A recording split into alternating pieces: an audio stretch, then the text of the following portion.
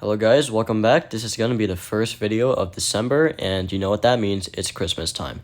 And what's a better feeling than waking up on Christmas morning with a nice cup of hot chocolate? So that's what we're going to be making today.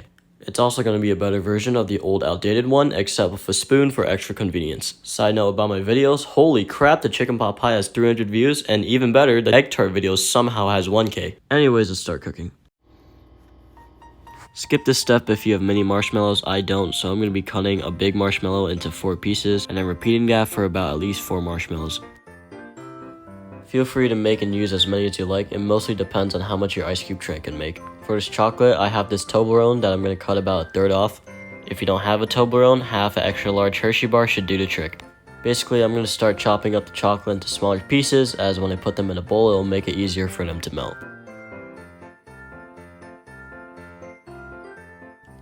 Now transferred all of your chopped chocolate into a bowl, and also, since it's not enough, we're going to be using some small chocolate chips and a bit of chocolate chunks. Now, somewhat similar to the candy melts video, we're going to microwave it for 15-second intervals on low. The first time you do it, it'll look like the chocolate's getting warmer. The second time you do it, it'll show signs of melting. After a third time, it'll start softening, in which you can just stir it to make sure it's completely melted. We want the consistency to be so as if you hold the spoon up, the chocolate just drizzles down. Pour it all into a medium-sized Ziploc or icing bag, and make sure you get a spoon to scrape out all of that chocolate into the bag. Now take your ice cube tray and a brush and brush some vegetable oil on each mold.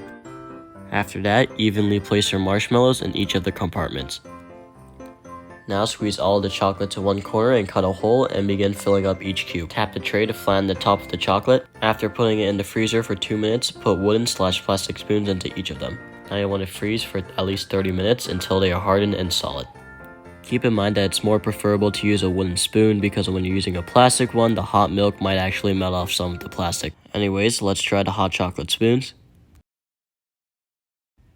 Just stir it around for about 20 to 30 seconds and most of it should be melted and leaving you with just hot chocolate. Anyway, so I'm back and hot cocoa looks actually not bad.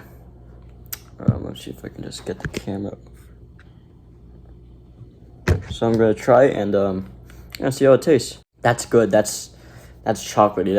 I actually like it. This is definitely not hot enough to be hot cocoa. Not bad. Sample 5 out of 10.